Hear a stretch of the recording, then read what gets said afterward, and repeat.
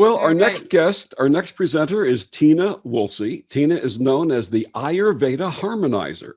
She's a certified Ayurveda practitioner, a yoga teacher, and healer. Ayurveda is one of the world's oldest holistic, which means whole body healing systems. It was developed more than 3,000 years ago in India. It's based on the belief that health and wellness depend on a delicate balance between the mind, body, and spirit. Its goal is to promote good health and balance. She joins us today to share Ayurveda wisdom. Please welcome Tina Woolsey. Welcome, Tina. Thank you, Victor. And I'm so happy to see everyone. I now have quite a few familiar faces. I see Pamela Bell, and I see all my fellow healers. And in Ayurveda, we are all healers. It begins with understanding our elemental makeup. And once we understand our uniqueness, then we're able to make choices so that the universe, Lord Dhanvantara, spiritual energy, harmony, can promote healing. So I'd like to begin with a bit of practice, if that sounds okay to everyone. How does everybody feel about a bit of practice? Go for it. Great. Great. Okay. We can use vibration, sound to balance our chakras and find and maintain balance. So, gosh, 2020 brought up a lot of survivalist concerns. 2020 revealed so much. It revealed our community. It revealed, who our pod might truly be. It revealed our job security and how the pieces of the economy fit together. So I love the sound healing because we have the opportunity to purify the mind. And when the mind is pure, we see the truth. And the truth is that everything that comes to us is in our interest. And when this happens, we're able to really receive the blessings of any time. So a lot of strength, a lot of truth, a lot of beauty has come through 2020. But we do need resilience in order to receive this beauty. So we'll begin with a resilience building chant of Lam. Now, I don't want you to chant aloud. We don't use chant aloud if we're feeling weak or depleted. We save our ojas, our strength, and we chant internally. But if you are feeling strong today, I'd like for you to chant Lam with me. We'll begin by finding a nice long spine. We'll adjust the head so that the head is in line with the spine. We'll soften and open the heart and allow the shoulders to be nice and heavy. Hands can rest on the lap. Beautiful. Okay, let us begin. Your lum and my lum can begin anywhere, and our lums will harmonize and also create a collective healing vibration. So just notice where this vibration lands and notice the effects of it. Okay, let us begin. Lam.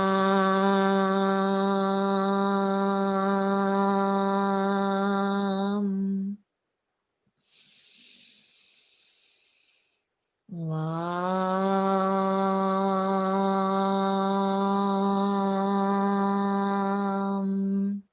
If you'd like, please unmute yourself so that we can receive the benefits of our collective energy. The vibration of Lam is for the Muladhara Chakra. This is beautiful to build earth and water and create security. This is wonderful for people who live in a lot of financial fear. Okay, let us begin. Lam.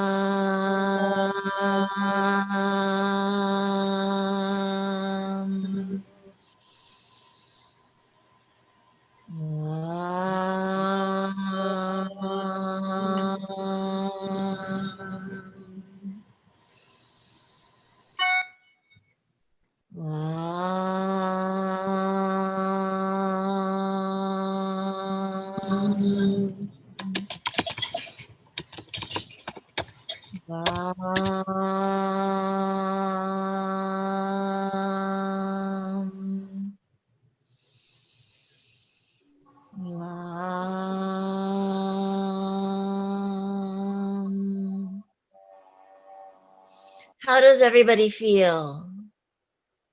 Maybe a one-word check-in.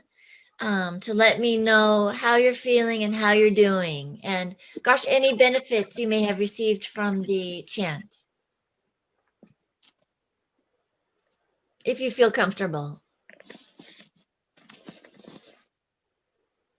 Okay, we'll continue. We'll move up the spinal column. We'll move to the chant of Ram. Oh, forgive me. Let's go to Vam next. Vam will balance our Svadhisthana Chakra, which is very important coming off of 2020, because we need to be adaptable. We need to see through paradigms. We need to be creative. The chant of Vam will balance the waters, connect us to our emotions, connect us to our creativity, and create adaptability. Let us begin. Vam.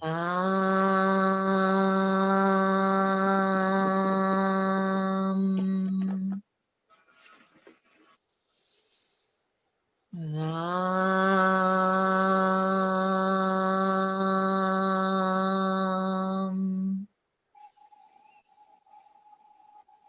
Vam.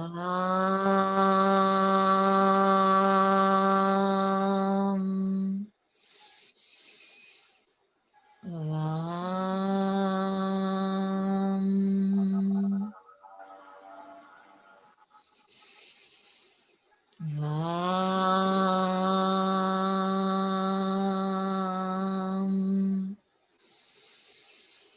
Vam.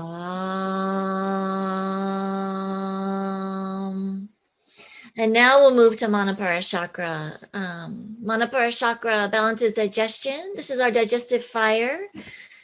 This is a perfect parallel for 2020 because we've seen a lot of digestion, a lot of transformation. We're seeing a lot of truth right now. This is a time of revelation. Fire reveals. Fire also purifies. And it's easy to forget in times of transformation that the fire element is very purifying. So we do need our digestive fire to be bright, not too hot. Too hot will deplete tissues, will deplete our tissue linings, will impair digestion. And too low, we just don't see things as they are. So let us begin the chant of Ram to balance the Manipura Chakra. Ram.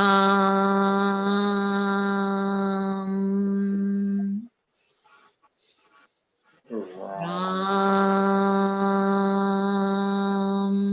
Feel free to unmute and chant together to share the collective chant. Ram. Ram.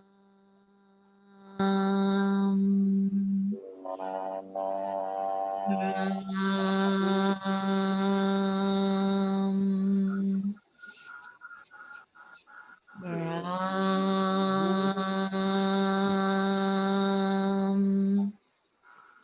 Moving upward, we'll move to the Anahata Chakra. When the Anahata Chakra is balanced, we're free to give love safely because the heart is strong and protected and open. So this moves well beyond barter into pure love. Let us chant Kushum together. Kushum.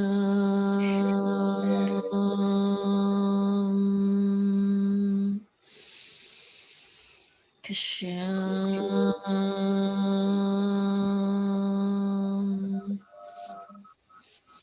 Kushum.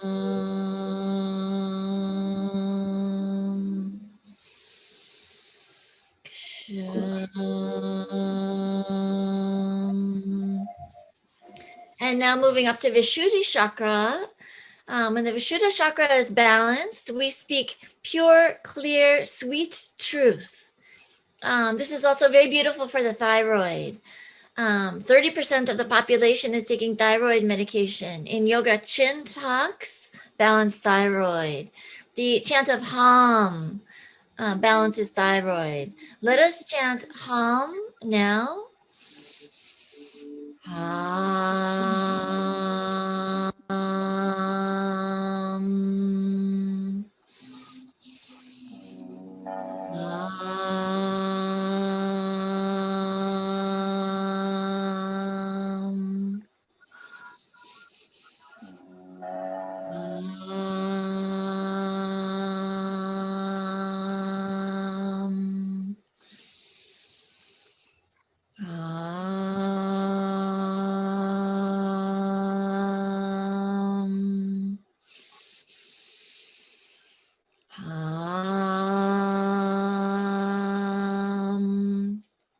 This simple chant can also help us discern truth from Maya, which is deception, self-delusion. This really helps us come to clarity. See past propaganda. There are a lot of scams happening right now in this time. I notice daily I'm encountered with an opportunity to go beyond deception and see truth. So the simple chant is very helpful. And as long as you're feeling strong, these are practices you can do on your own daily. Okay, we'll move up to the Agya Chakra. This will help us to decalcify the pineal gland and help us connect with our inner knowing, our intuition. I had a lovely meeting with Jay earlier. She shared with me how she connects with her inner knowing, and she's actually incorporating many Ayurvedic practices into her life, unknowingly, by listening to herself as the rishis did to uncover this beautiful wisdom over 5,000 years. Let us chant together, Yum. Yum.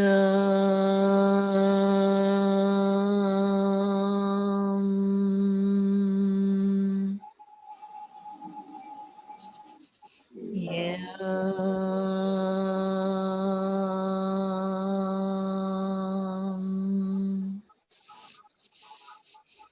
Yum.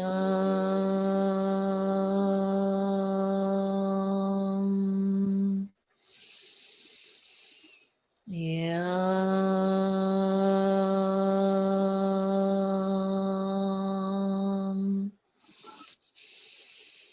Yum. And going to the Sahasma Padma Chakra, which is the chakra that connects us to the truth that we are one. We are like the cells of a human body. So as we love ourselves, we love each other. As we love each other, we love ourselves. And we need this nourishment. We need this give and take. So if there's any imbalance, if we're giving too much or taking too much, the chant of Om will bring us to balance so that we may share and we may also receive. Let us begin.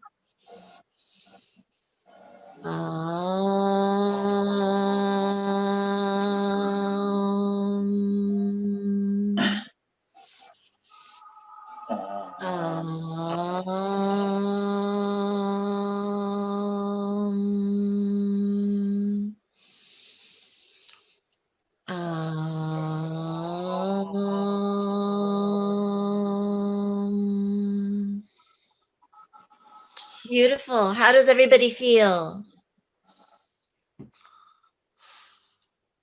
Would we like to do a bit of pranayama? We can use breath to move energy.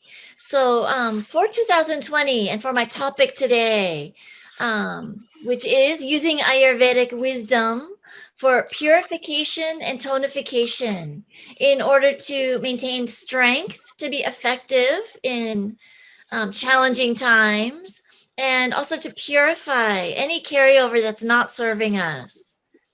Would you like to practice a bit of pranayama to move breath, to move energy?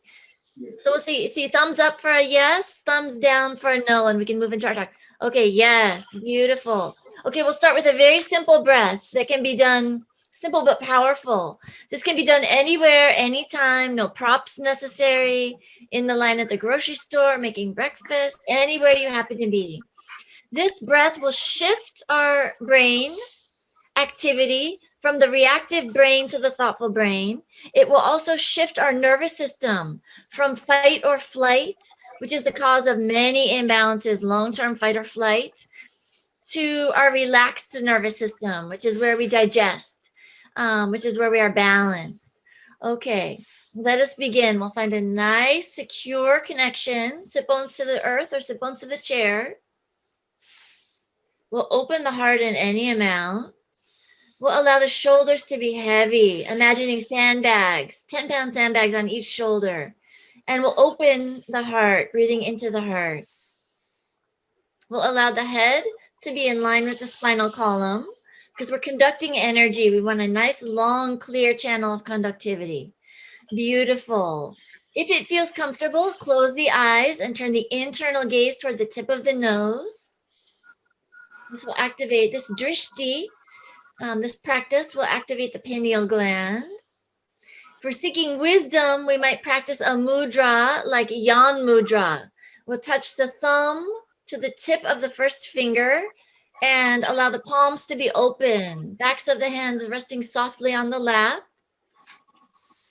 Or if you feel like you might like to lighten, we can practice Surya Mudra. Thumb pressing down fourth finger, allowing the backs of the hands to rest softly on the lap. We also have Prana Mudra. If you feel lethargic or you need a boost in energy, which looks like this. We press the thumb to the fourth finger and the pinky finger and create a peace sign, backs of the hand on the lap. So choose the mudra that you might like to use today. This is very powerful. And we'll now breathe in deeply. We receive prana through the nose. And we're going to drop that breath all the way to the lower belly, filling it like a balloon. And when you think that the lower belly is filled to its maximum capacity, will allow an additional sip of breath to come in. The lower belly is like a balloon about to pop. And now we'll empty the breath completely, drawing the navel, the belly button back toward the spine. And when you believe you've evacuated all of the CO2 from the lower belly, we'll see if we can't evacuate a little bit more. Continue at your own pace, filling the lower belly and emptying the breath, drawing the belly button back toward the spine. Allowing the out breath to be twice as long as the in breath. So if you're breathing into a count of 3, we'll allow the out breath to continue to a count of 6. Deep belly breathing. Incorporating an ujjayi breath if you like, which is a slight constriction of the throat and sounds like the ocean, like this.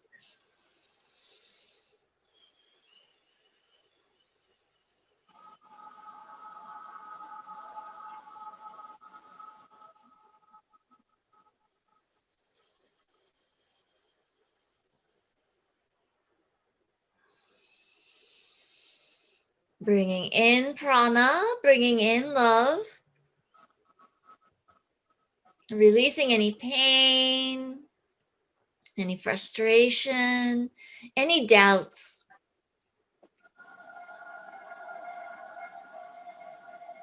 Letting it go.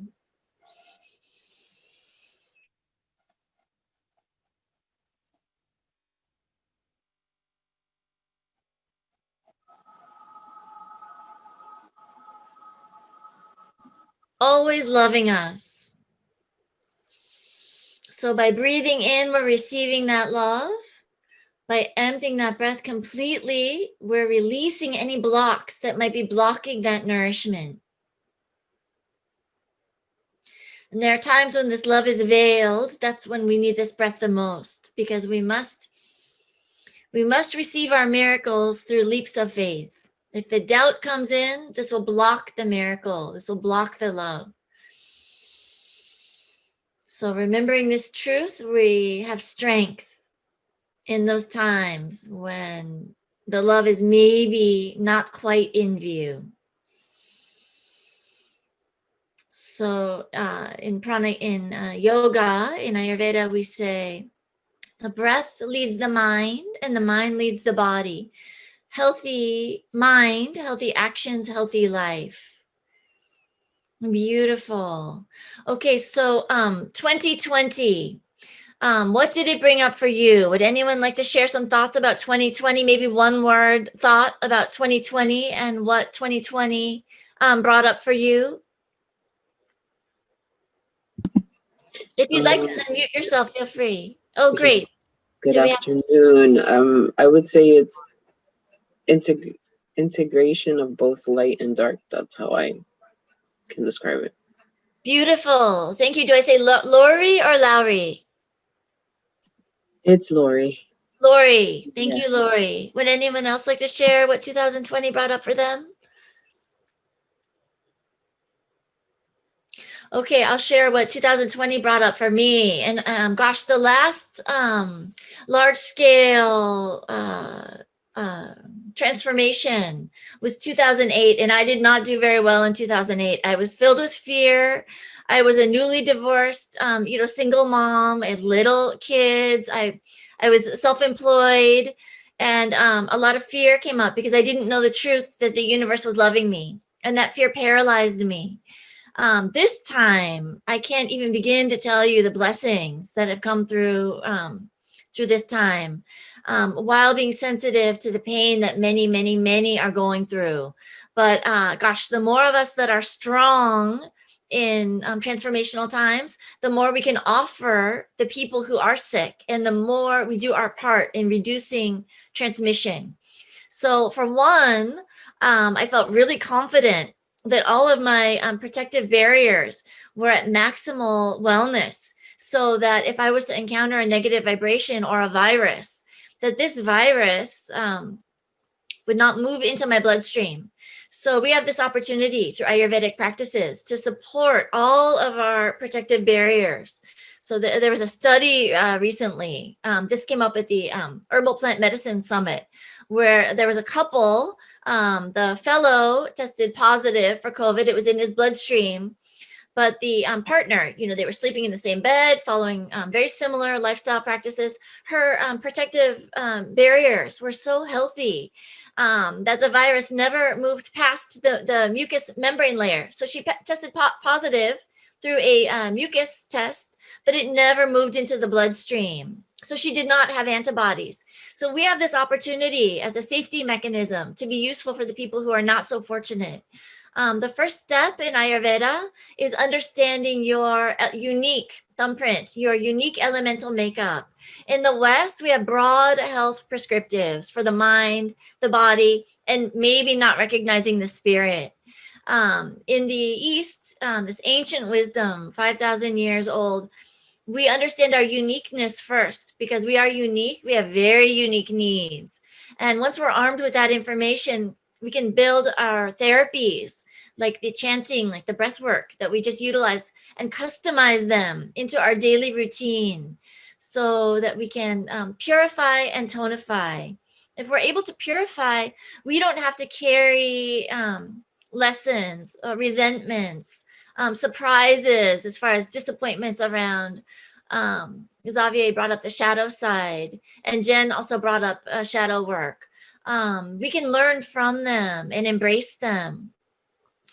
And as we tonify, we're building support, where we build strength, so that when challenges come our way, we perceive them as learning opportunities, growth experiences that will make us better, grow us, develop us. And as we become better, our vibration comes up and we attract differently. This is very powerful. And I have witnessed this personally. The change is really within, and then the outer reflects the inner. So it's a very, very powerful opportunity. We have many purification and tonification opportunities in Ayurveda. The first step, which we always start at the beginning. In the West, we might have, let's say, just hypothetically, let's say we have a toenail fungus. We might put an antifungal cream on. That would be the Western approach. And that used to make sense to me.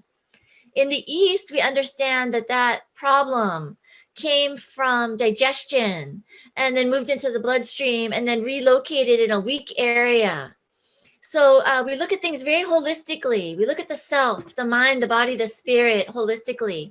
And that is your Prakriti evaluation, which I'm very happy to offer anyone who's interested.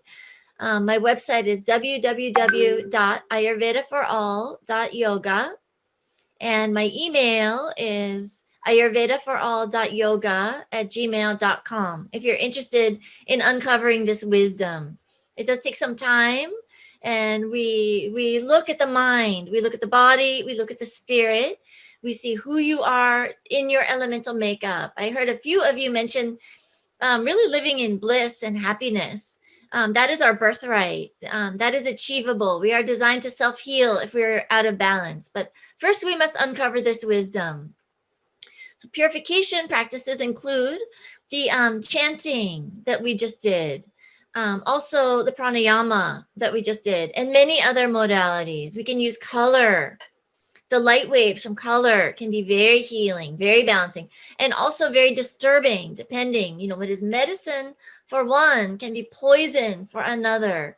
Through Ayurveda, we learn which is which. My 25 minutes are up. With that, I will just share with you that I love you so much. And I'm very grateful to be with you on your healing journey today. And a big thank you to Sheri for all the gifts that she's sharing with all of us. I know she's working so hard on this. And I'm very grateful for, the tech knowledge I'm learning, the opportunity to connect with all of you. Thank you, Sheri. And thank you to all of you. Namaste. Tina, on behalf of all of us, namaste.